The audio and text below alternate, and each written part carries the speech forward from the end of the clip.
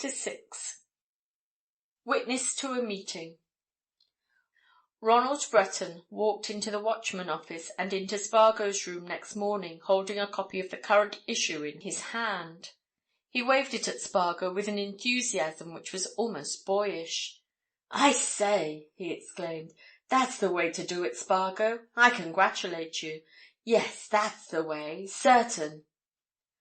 Spargo, idly turning over a pile of exchanges, yawned. "What way?" he asked indifferently. "The way you've written this thing up," said Bretton. "It's 100,000 times better than the usual cut-and-dried account of a murder. It's like a romance." "Merely a new method of giving news," said Spargo.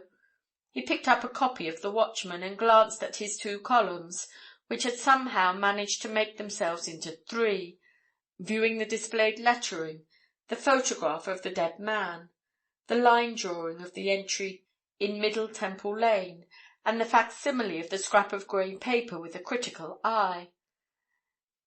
"Yes, merely a new method," he continued. "The question is, will it achieve its object?" "What's the object?" asked Bretton. Spargo fished out a box of cigarettes from an untidy drawer, pushed it over to his visitor, helped himself, and tilting back in his chair, put his feet on his desk. "The object?" he said dryly. "Oh, well, the object is the ultimate detection of the murderer." "You're after that?" "I'm after that. Just that." "And not simply out to make effective news?" "I'm out to find the murderer of John Marbury," said Spargo, deliberately slowing his speech. "And I'll find him."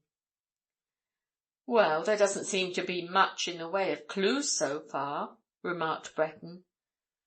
"I see nothing. Do you?" Spargo sent a spiral of scented smoke into the air.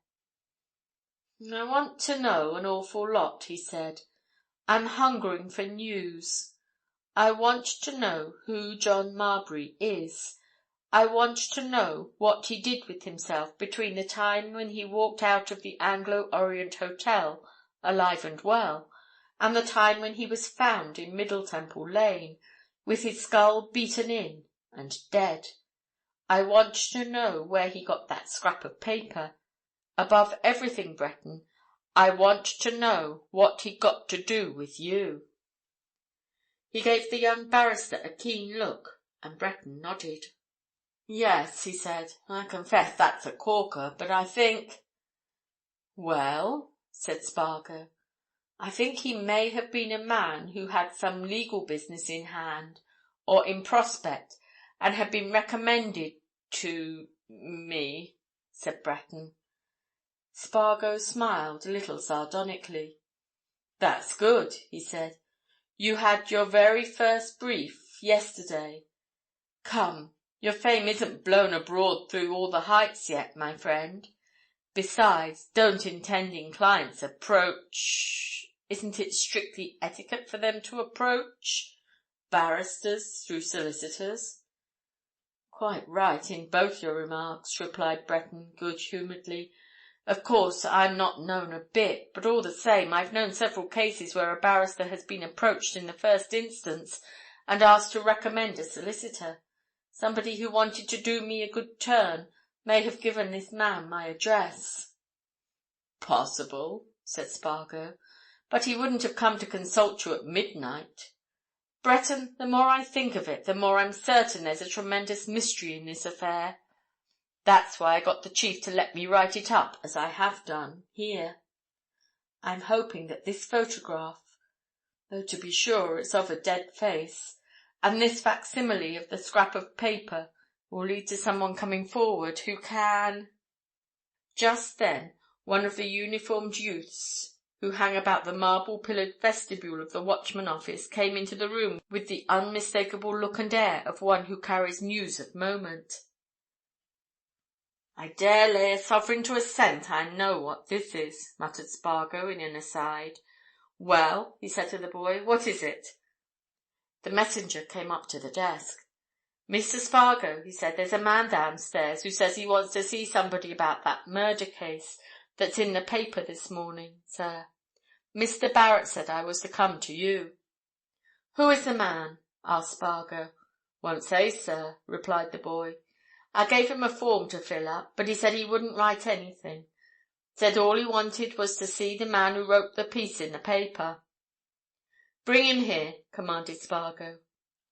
He turned to Breton when the boy had gone, and he smiled. "I knew we should have somebody here sooner or later," he said. "That's why I hurried over my breakfast and came down at 10 o'clock. Now then, what will you bet on the chances of this chap's information proving valuable?" "Nothing," replied Breton.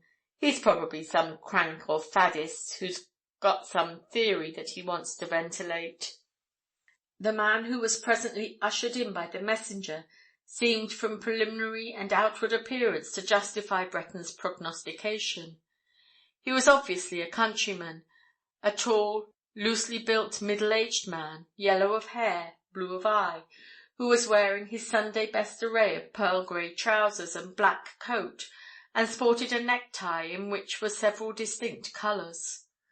Oppressed with the splendour and grandeur of the Watchman building, he had removed his hard billycock hat as he followed the boy, and he ducked his bare head at the two young men as he stepped onto the thick pile of the carpet which made luxurious footing in Spargo's room. His blue eyes opened to their widest, looked round him in astonishment at the sumptuousness of modern newspaper office accommodation. "How do you do, sir?" said Spargo, pointing a finger to one of the easy chairs for which the Watchman's office is famous. "I understand that you wish to see me." The caller ducked his yellow head again, sat down on the edge of the chair, put his hat on the floor, picked it up again, and endeavoured to hang it on his knee, and looked at Spargo innocently and shyly. "What I want to see, sir," he observed in a rustic accent, "is the gentleman as wrote that piece in your newspaper about this here murder in Middle Temple Lane." "You see him," said Spargo. "I am that man." The caller smiled generously. "Indeed, sir," he said. "A very nice bit of reading, I'm sure.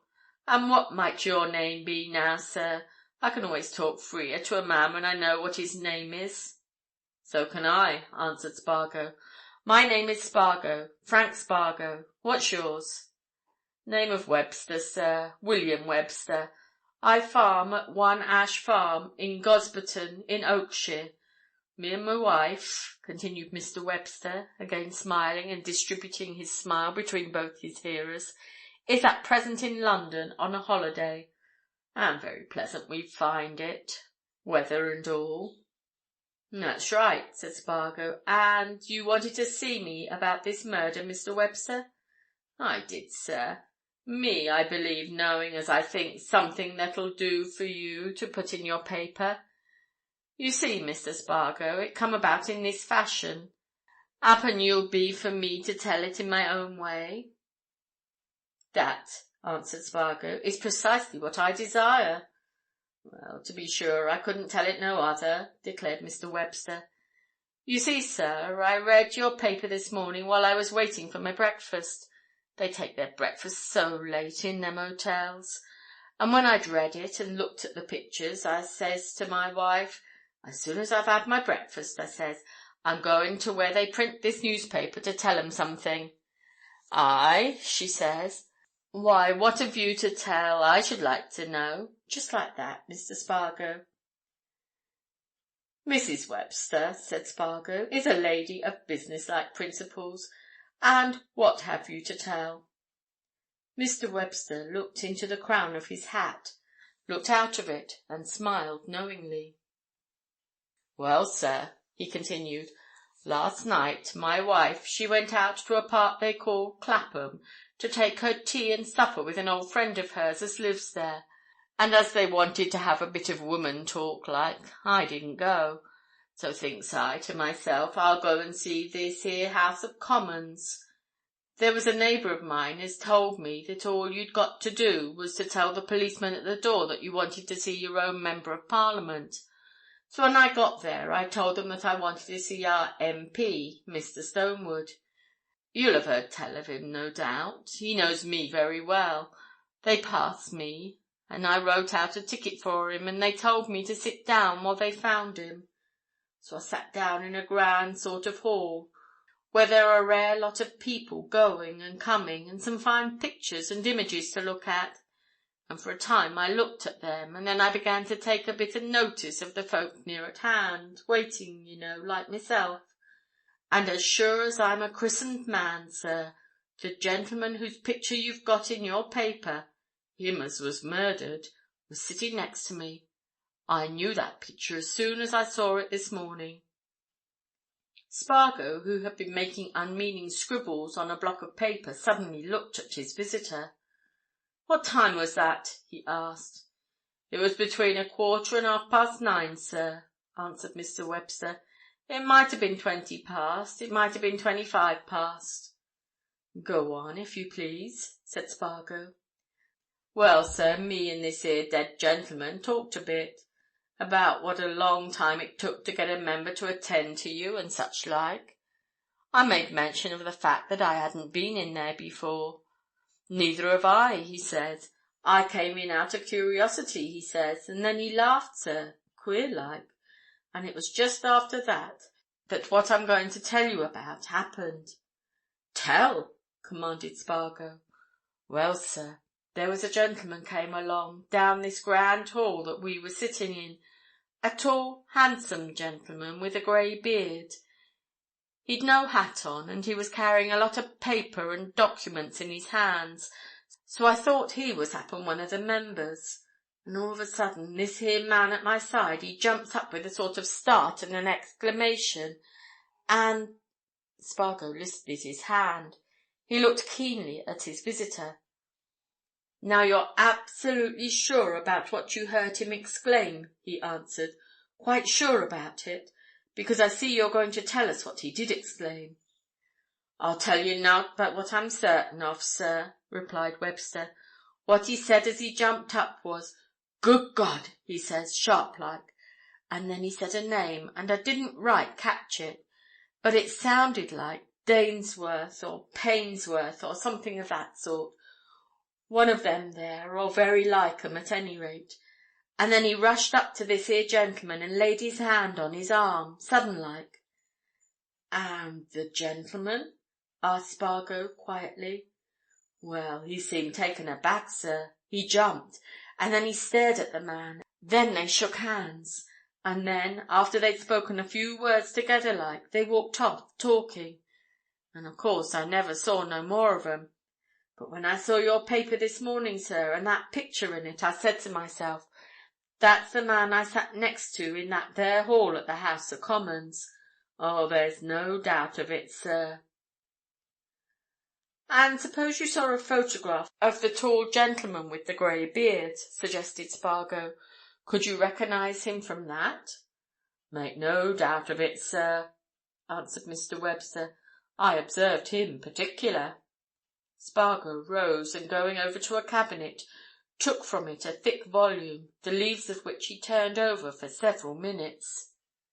"Come here, if you please, Mr. Webster," he said. The farmer went across the room. "There is a full set of photographs of members of the present House of Commons here. Now, pick out the one you saw. Take your time, and be sure." He left his caller turning over the album and went back to Breton. "There," he whispered. "Getting a bit nearer, eh?" "To what?" asked Breton. "I don't see—" A sudden exclamation from the farmer interrupted Breton's remark. "This is him, sir," answered Mr. Webster. "That's the gentleman. Know him anywhere." The two young men crossed the room. The farmer was pointing a stubby finger to a photograph, beneath which was written, "Stephen Aylmore, Esquire, MP for Brookminster." End of chapter 6.